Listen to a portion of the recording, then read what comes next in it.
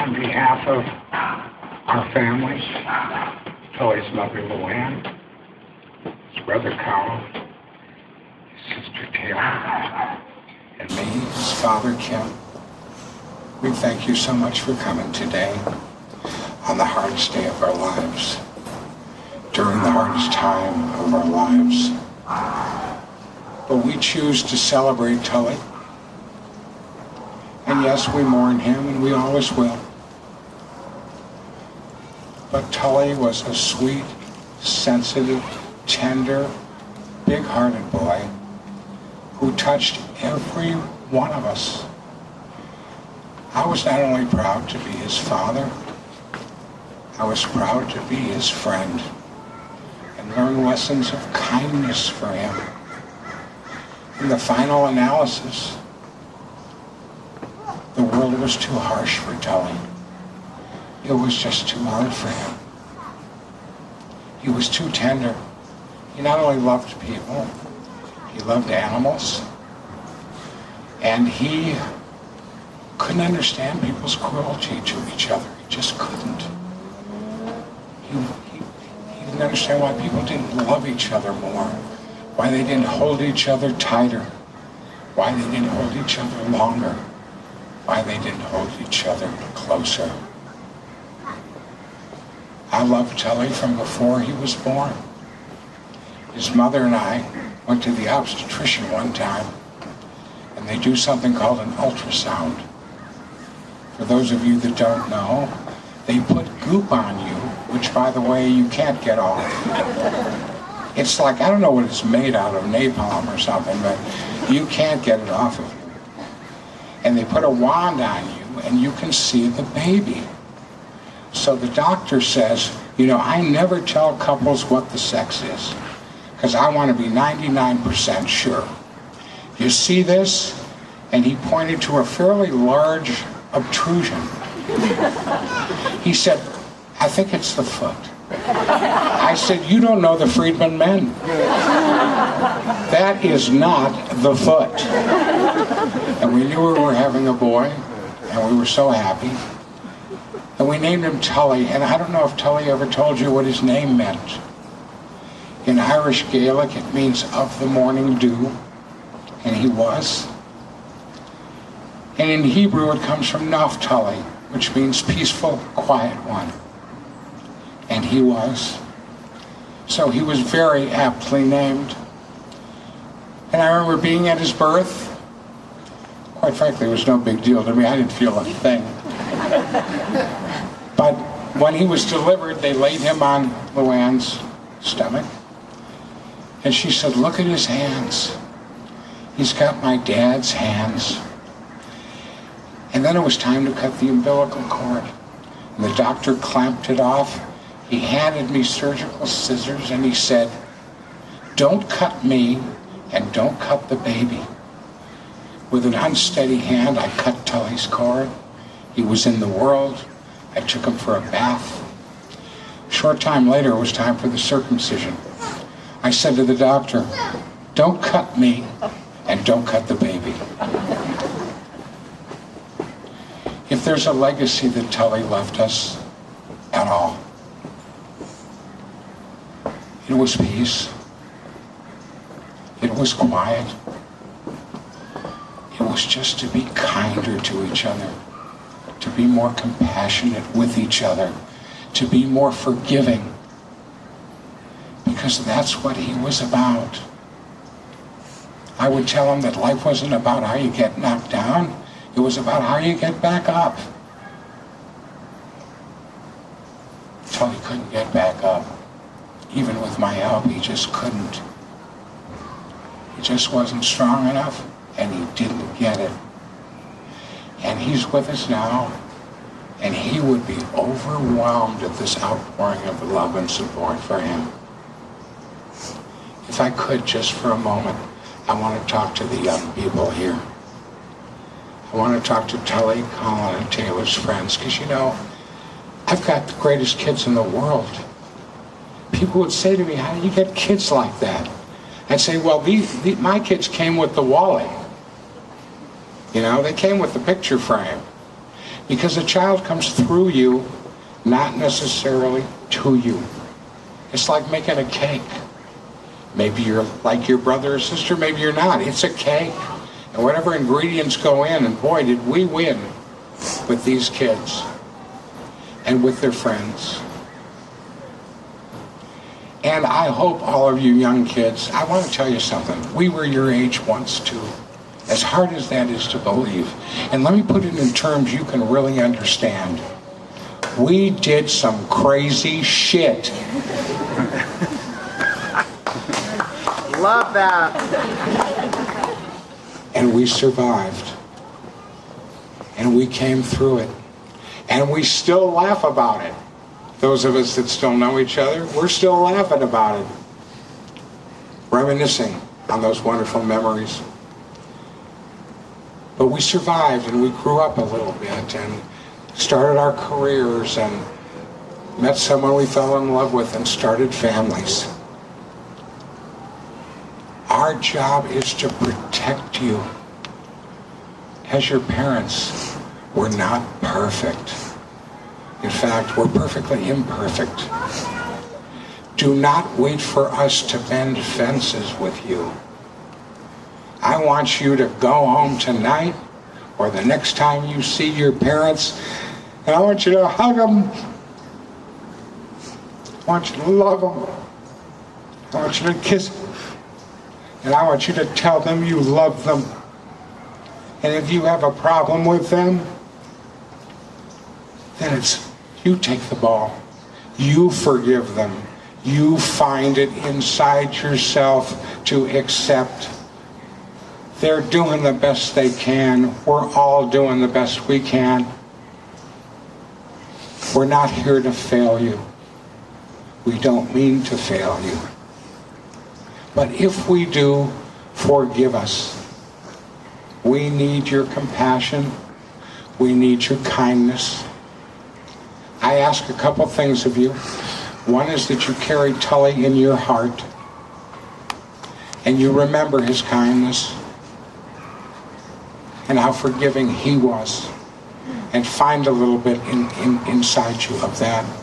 I want to close by reading something that I think speaks of Tully and means a lot to me. It's called Maybe.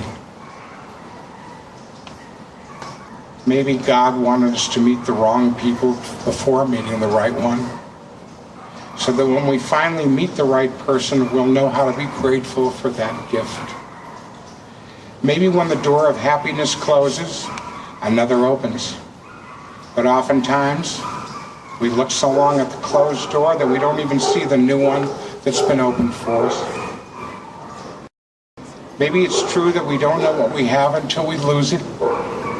But it's also true that we don't know what we've been missing until it arrives.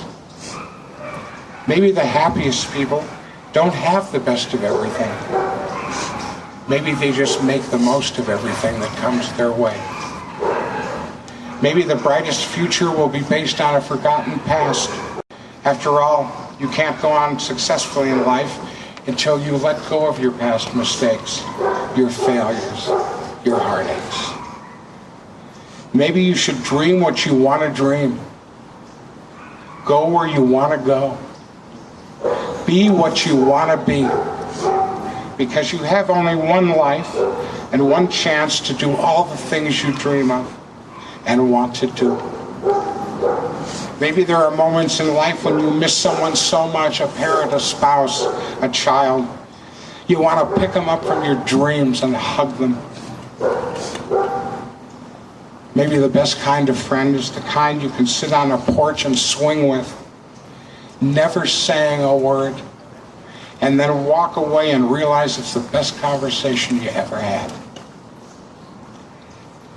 Maybe you should always try to put yourself in others' shoes.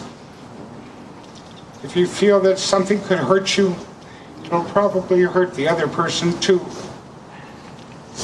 Maybe you should do something nice for someone every single day, even if it is simply to leave them alone. Someone who makes you smile, It only takes a smile to make a dark day bright. Find the one that makes your heart smile. Hope for enough happiness to make you sweet, enough trials to make you strong, enough sorrow to keep you human, and enough hope to make you happy. And lastly, when you were born, you were crying. Everyone around you was smiling. Maybe you should try to live your life so that when you die, you are the one who is smiling while everyone around you is crying. I know Tully is smiling. Hold them in your heart. I have so many fond memories of Tully, as all of you I'm sure do. And one of my most fond memories is how Tully imitated my accent. And I do not think I have an accent, but Tully was the best at doing the Wisconsin accent. And he did it every day, and I'm gonna miss hearing that accent because I don't really hear it in myself. And he'd always say, "Okay, Mom, go get another piece of cheese, don't you know?" But my memories of Tully are always of, as Kim said, he was angelic. He was an angelic little boy. And when he was born, I remember the nurse bringing him to me, and I looked at him and I thought, whoa, I thought he looked, his head looked a little strange. and then about, 2 hours later, after they examined him and brought him back to me, the nurse put him in my arms, and I said, "Oh no, that's not my baby. That baby is much. My baby didn't look that beautiful." He had all, his cheeks were pink, and he was all cleaned up, and I said, "Oh no, this is the wrong baby. His head, had been pointed," and he looked like an alien. But sorry, Tully. But when he, after 2 hours in head, we came round, and he was just so beautiful.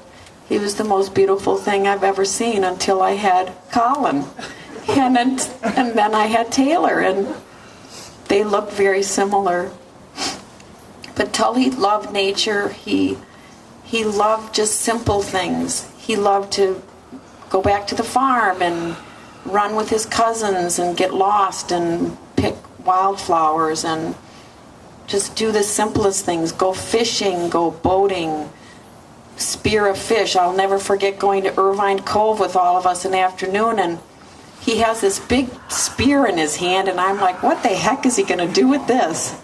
And before I knew it, he's snorkeling around, and he pulls up this big fish on the end of that, on the end of the spear. He just did the most amazing things, and he loved to go skateboarding. The neighborhood where we used to live, that's all they remember is the skateboarding, the boom, boom. And then as he got older and the kids got older, the neighbors complained about other things. But he was a sweet, gentle soul, and his spirit was so genuine. He was selfless and soft-spoken and caring. And I don't ever remember him saying a bad word about anybody. He was so loving, and I know that his soul was too loving and sweet for this harsh, cruel world. And I know that he's free. His spirit is free, and he will live on in all of us, because everyone that met him, he'd really touched them in a very, very special way. I am overwhelmed by the numbers of calls and emails and cards that are pouring in, just talking about how sweet his soul was. I truly believe he was an angel on this earth, and now he is an angel in heaven. And let's all carry on his gentle spirit and authentic love for others. I just want to say something to all my 3 babies, because you'll always be my babies no matter what. From the moment I saw you, very second that you were born. You are the absolute greatest loves of my life, and you always will be. All of you. Thank you all for coming.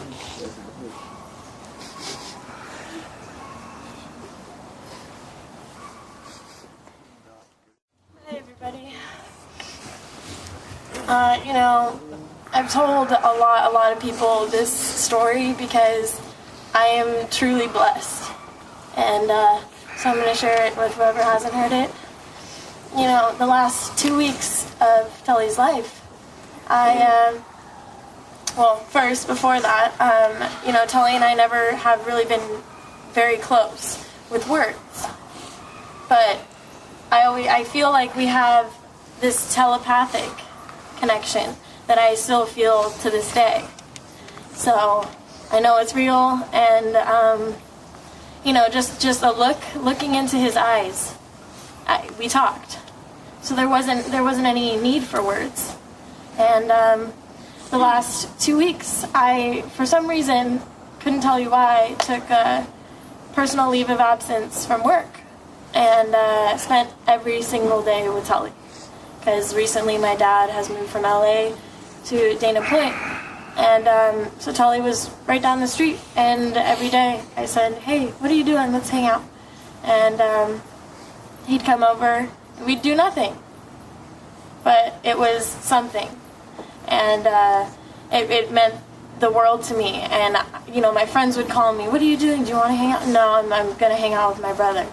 And Tully didn't want to do anything else either. And, Colin was at work all day long, and he'd get home, and then we'd all hang out. And, or he and Tully would go out and do something. But we, just cared for each other. It was like we were husband and wife. Like, my mom was out of town, and he and I were there all day, and we'd clean, and he'd cook me dinner, and I'd cook him lunch, and, just shared like great time, and literally talked for 8 hours straight one night and told each other everything we've ever wanted to tell each other. But we both just smiled and cried because we knew we had already told each other that.